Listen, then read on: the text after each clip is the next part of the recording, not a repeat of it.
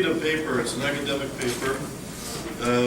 We're a small group of people, so if anybody has a question or you don't hear me or something, please, we're a small group, so feel free to interject. And I just realized I'm getting old because I forgot my reading list. This is going to be a challenge. So basically, the title of the paper, as Jonathan said, is Global Antisemitism, a Crisis of Modernity. And I will read the paper for about 30 to 40 minutes, and then we can have a discussion with questions or constructive or criticism or the like. So I'm going to start off by defining anti-Semitism and get into the whole notion of modernity and contemporary forms of anti-Semitism. So anti-Semitism is a complex and at times perplexing form of hatred. Some observers refer to this as the longest hatred. It spans centuries of history, infecting different societies, religious, philosophical, and political movements, and even civilizations. In the aftermath of the Shoah, of the Holocaust, some have even argued that anti-Semitism illustrates the limitations of Enlightenment and modernity itself. Manifestations of anti-Semitism occur in numerous ideological-based narratives, and in constructed identities of belonging and otherness, such as race, ethnicity, as well as nationalist and anti-nationalist movements. In the contemporary context of globalized relations, it appears that anti-Semitism has taken on a new and complex changing form that needs to be decoded, mapped, and exposed. The academic study of anti-Semitism, like prejudice more generally, has a long and impressive intellectual and research history. It remains a topic of ongoing political, policy, and scholarly engagement.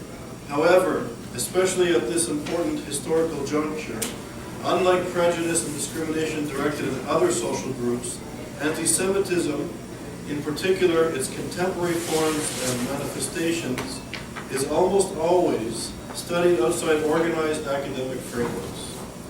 The purpose of our research center, ISGAP, the Institute for the Study of Global Anti-Semitism and Policy, is to try to create academic seminars, conferences, and research projects that will situate the study of anti-Semitism within a high-caliber academic setting. So basically, ISGAP runs these seminars here at Harvard. We have programs at the Columbia Law School at Fordham University of New York. We're opening a program at the University of Miami. We have a well-established program at McGill. We're opening a center at Sapienza University in Rome on the 25th of November. So we're slowly trying to create these type of seminars and introduce curriculum and research projects in the academy.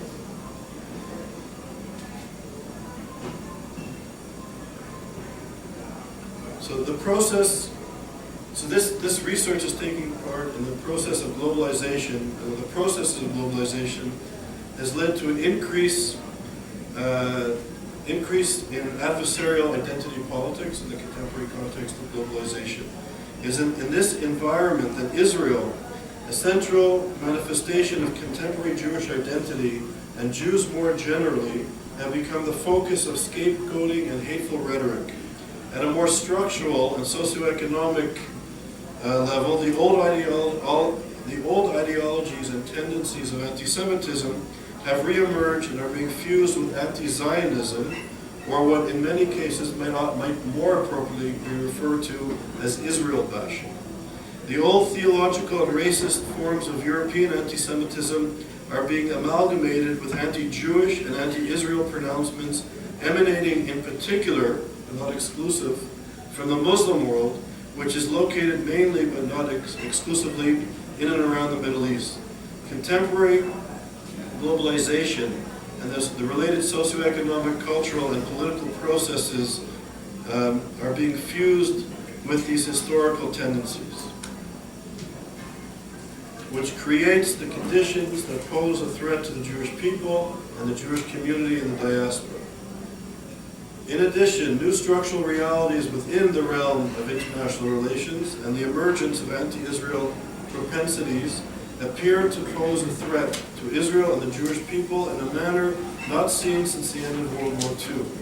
Once again, in the age of globalization, the Jewish people seem to be caught between the aristocracy, or the wealthy establishment, or the core, and the marginalized and disenfranchised masses, or the periphery, as they have through much of history. So in a sense, there's you could draw the correlation, if you will, to what happened to the Jewish communities of Europe in between the First and Second World War, and perhaps what is happening to Israel. The sort of marginalized masses, the Middle East with failing states and societies that are unraveling, radical Islam following the filling a vacuum, and the sort of the establishment, the Western establishment, unable or unwilling to respond to this, what I would call incitement to genocidal anti-Semitism. When I say genocidal anti-Semitism as a scholar, not as political rhetoric, that the radical Islamist social movement, I'm not speaking about Muslims or Islam, use anti-Semitism as the fodder to gain more control in their societies, and they're inciting to genocidal anti-Semitism, i.e. the destruction of the Jewish people and the demonization of Israel and the Jewish people. So the notion, for example, based on some hadith that Jews are the descendants of apes and pigs, has become mainstream currency in many societies and many institutions in the Islamic world. So could you imagine, I was just speaking earlier this evening to a group at Hillel, could you imagine if a white African leader would come to the United Nations General Assembly and say publicly, believe at the core of his ideology that Africans, black Africans, are the descendants of apes and pigs?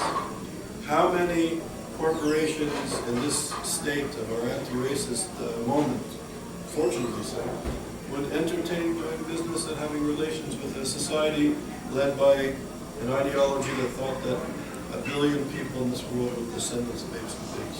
And yet, this is a commonly held belief by people in the Muslim Brotherhood, the Iranian Revolutionary Regime, Hamas, Hezbollah, and the like, perceive Jews in this dehumanized context. And yet, I would argue that there's quite a lot of silence in the academy, in the human rights community, and among policymakers. So, despite these, so these new structural realities within the realm of international relations and the emergence of anti-Israel propensities appear to pose a threat to Israel and the Jewish people in a serious manner. With the advent of the socialism of fools, a term describing the replacement of the search for real social and political equity with anti-Semitism, which is frequently attributed to August Babel, Jews continued to be targeted. In much the same way as in Europe, the current marginalization of the Jewish people in the Arab world, or more accurately, the marginalization of the image of the Jew, since most of the Jews were forced to leave or pressured to leave the Arab societies in which they lived for nearly 2 millennia, in the 1940s and the 1970s, that the image of the Jew as the problem of society is staggering and entering mainstream society. So as the social movements in the Middle East have turned to their own version of the socialism as fools, i.e. that anti-Semitism fuels radical political Islam, they have incorporated lethal forms of European genocidal anti-Semitism as their fueled it with their Islamic ideology, specific ideology. However, many scholars, policymakers, and journalists of record still refuse to acknowledge the fact and to critically examine the ideology and mission of this social movement. And as a footnote, in yesterday's New York Times, or today's New York Times, Netanyahu is described as hysterical, which is an anti-Semitic trope in and of itself, and Rouhani and the Iranian revolutionary regime as moderates, and the hysterical Jewish leader is trying to scuttle any negotiations. Anti-Judaism is one of the most complex and at times perplexing forms of hatred. As evident from the range of research that ISGAP has done, from looking at things interdisciplinary and across the world, You can see that anti-Semitism has many facets and aspects.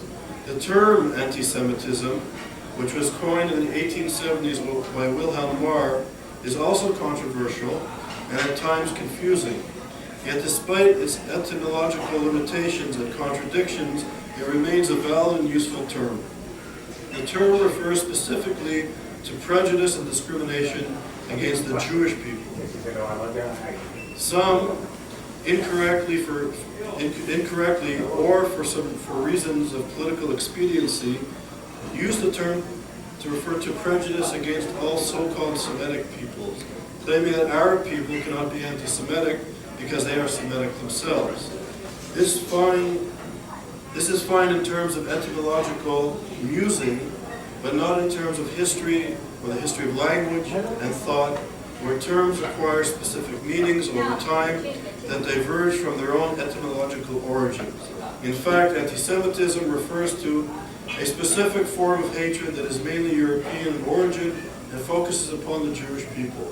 Some scholars prefer to use the term anti-Semitism, no capital A and no hyphen, since it refers to a form of hatred or phenomenon rather than to a specific race or biologically determined group, which is problematic in and of itself.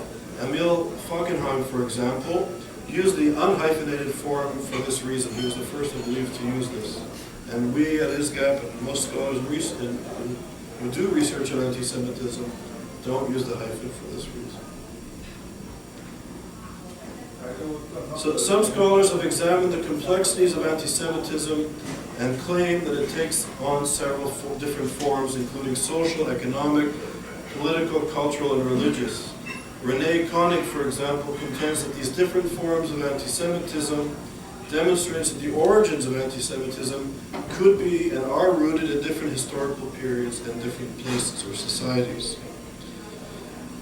What's important to realize is that when religion, in particular Christianity, European Christianity, represented the dominant way in which reality was perceived, the Jews were regarded as followers of the wrong religion. It was also believed that the refusal to accept the Christian Messiah disqualified them from any form of redemption or salvation, and even that Jewish stubbornness hindered the world redemption.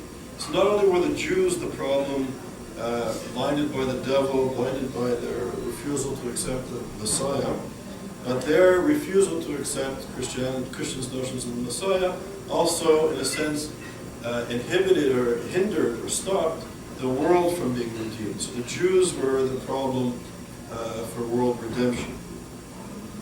When the dominant manner in which Europeans perceived reality was based on notions of the state, or biologically determined groups such as race and ethnicity, the Jews were constructed as belonging to another inferior race, or even a dangerous race that was poisoning the purity of the Aryan and white race.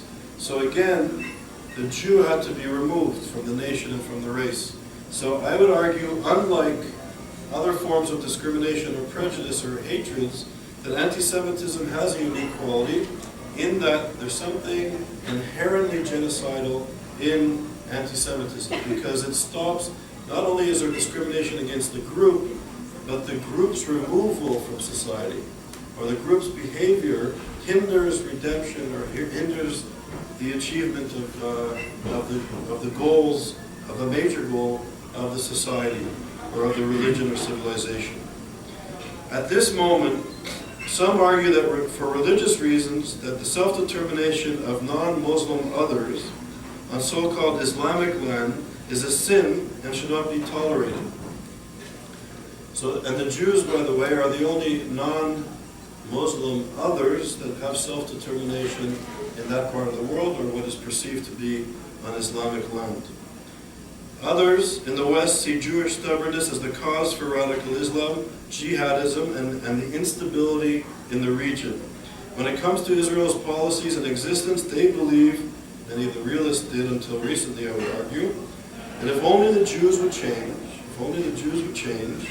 the problems in the region and international relations as a whole would be resolved. So if only the Israelis change their policies in terms of settlement, or they draw the line somewhere else, or whatever it is, that the Jews, the Israelis, once again are hindering the end of jihadism, the end of redemption, or the advent or the coming of peace. Taken to its logical conclusions, this perspective could lead to great destruction. Like other historical manifestations of anti-Semitism, since it aims at the eradication of Israel and any semblance of Jewish self-determination in the region. Despite the complete rejection of the Jewish narrative by the Iranian regime, Hamas, Islamic Jihad, Hezbollah, and other Salafists or Islamists, many observers focus on the other and are content to blame the victim of this ideology without proper examining of the social movement and of the society. So this is what we were speaking about in the seminar earlier, blaming the victim.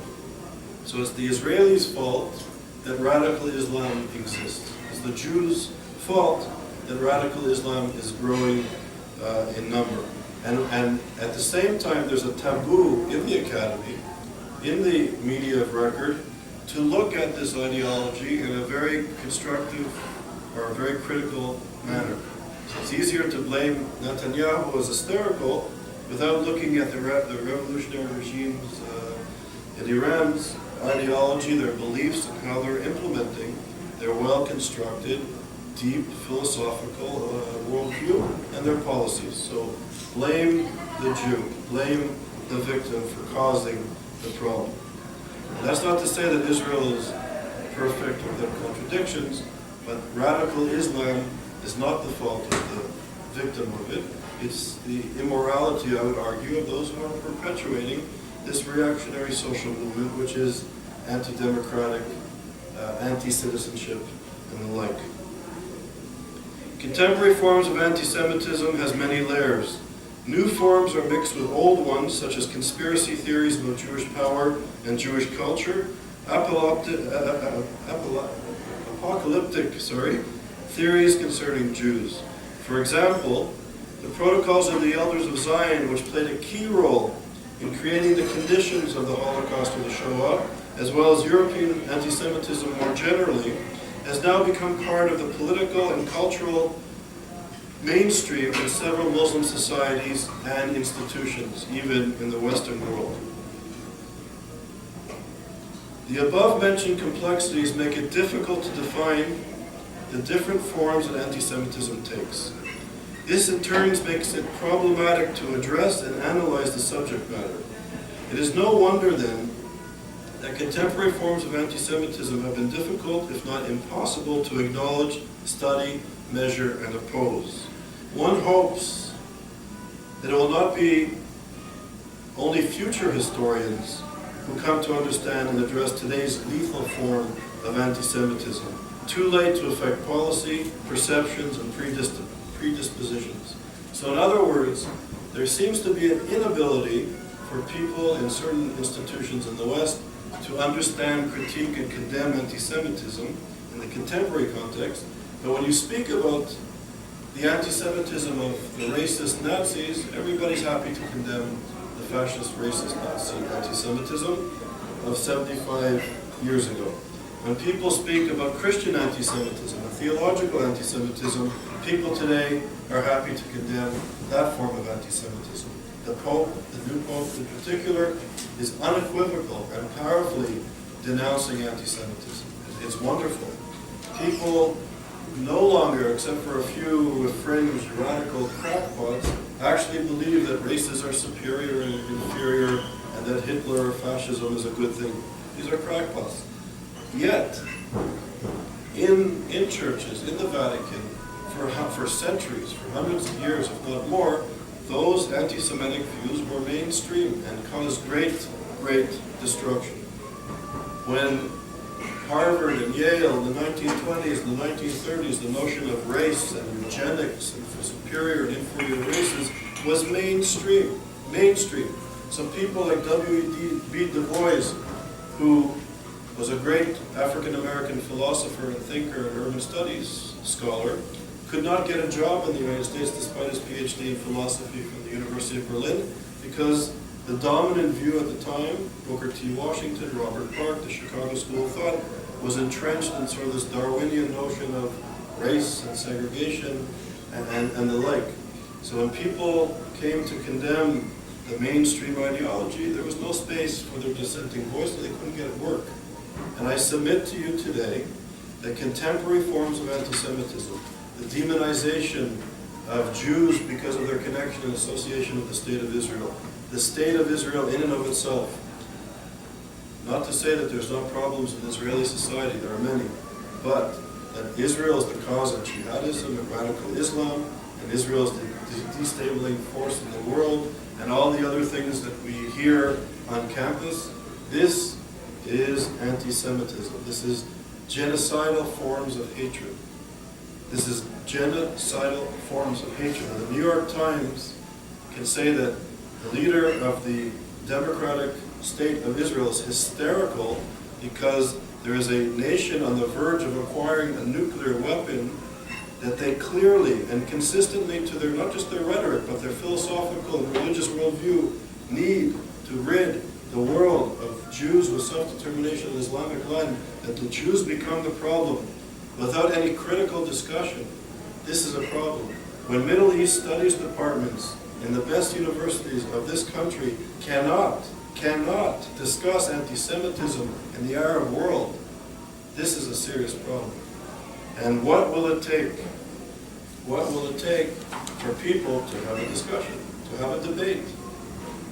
You know, I was saying to some students yesterday at McGill, I did a PhD at Oxford that had David Harvey, who was this Marxist scholar, was one supervisor, and had Kerry Peach, a wonderful man. He was my other supervisor. He was sort of like a liberal, conservative, number crunching kind of scholar. David Harvey was more social theory and a Marxist, but we used to discuss, we used to argue. When I wrote my papers, they would critique my ideas, they would critique it seriously, you know? But they would do it in a way to help me make a better argument.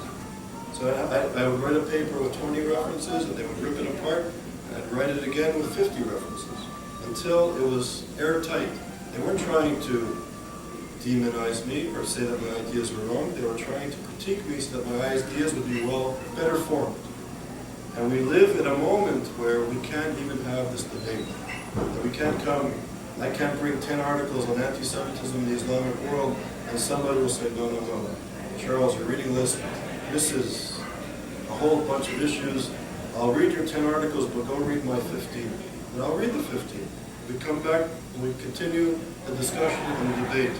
But for some reason, the debate of the place of the Jew in the Middle East is a taboo. It's a taboo.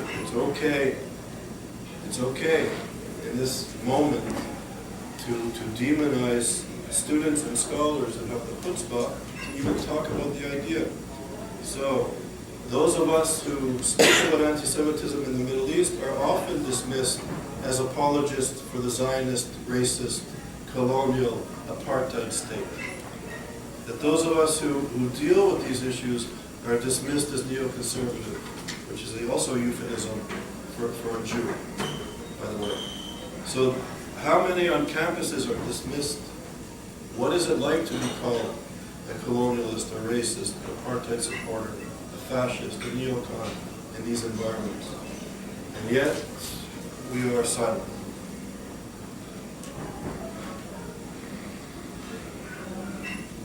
So in the contemporary context of global anti-Semitism, international relations is an important issue.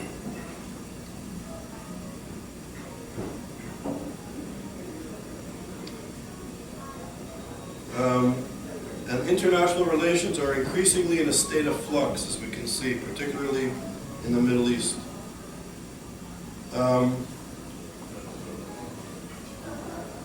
In a state of flux and turmoil, as well as notions of tolerance, democratic principles, and the ideals of human rights and robust citizenship increasingly comes under attack or simply brushed aside, as in the negotiations of the Iranian nuclear weapons program. How many Western leaders spoke about human rights in Iran? It was completely off the agenda. These values appear to be receding, human rights and citizenship, within many institutions and societies, while the international community seems to be less strident in trying to defend them. It would appear that the Jew, or perhaps more importantly the image of the Jew, or the imaginary Jew, as Alain Finkielkraut aptly describes, is at the middle of this global moment. Both historically and in the contemporary context, anti-Semitism is a social disease that begins with Jews, but it never ends with Jews, making the Jewish people the proverbial canary in the coal mine. The deadly strain of this hatred turns against other groups such as women, gay people, moderate Muslims, and other sectors of the population which are perceived as not being ideologically pure, as well as being against the key notions of democracy, democratic notions such as citizenship, equality before the law, and religious pluralism. Anti-Semitism, consequently, is a universal human rights issue that should be important to all. It's not a parochial Jewish problem, which many people dismiss as such, and that is the sort of kiss of death in this universal postmodern moment. You cannot be parochial or particularist. In view of the character of the longest hatred with its destructive power that is both well known and documented, the historical lessons of anti-Semitism ought to reach beyond the academic and policy, must reach beyond the Jewish people and concern scholars from a wide range of disciplines within the academy and within policy-oriented disciplines. In fact, anti-Semitism should be perceived as a key aspect of the development of Western civilization. It is often perceived as a Jewish or parochial issue. This perception forms an impediment to the study of anti-Semitism in the academy, which favors the universal over the particular. In fact, the study of anti-Semitism is often regarded as unworthy of consideration, even as an enemy to the progressive universalistic worldview that is currently in vogue. Certain members of the academic community, especially those who espouse so-called progressive or postmodernist views, often perceive the study of anti-Semitism as an attempt to undermine criticism of the State of Israel and accuse those engaged in the study as being political advocates rather than pursuers of true scholarship. In fact, in this postmodern moment, this is a fairly common view in the academy and in certain intellectual circles. It is therefore important to embark on a systematic critique of the intellectual and political impact of this philosophical movement, not only with regard to the safety and security of the Jewish people and their right to self-determination, but also with regard to the integrity of the Enlightenment project and perceptions of modernity. The contemporary canon includes a critique of the traditional Western canon. For example, Michel Foucault and Edward Said that have helped. So I'm going to read this again. The contemporary canon includes a critique of the traditional Western canon. For example, Foucault and Said that have also helped to demonize the Jewish culture and historical narratives in relation to Israel and beyond. This perspective, which is now an integral component of many good university curriculum throughout the West. Foucault, for example, welcomed the Iranian Revolution of 1979 as a triumph of the spirit of values over the profanity of Western capitalism and materialism. He perceived the Islamist revolution as a critique of Western culture and a protest.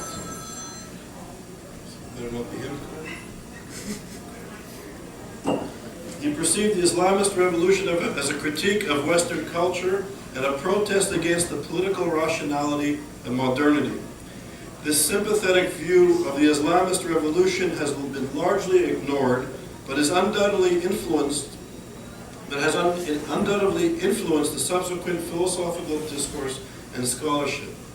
Edward Said, who was in Paris in 1979, fondly recalls spending time with Foucault and notes that they both hoped that the Iranian Revolution would develop into what the French Revolution was to Kant 200 years earlier. Despite its violence, they hoped that the revolution would be a crucial step towards progress and emancipation for the people of Iran and the oppressed peoples of other nations.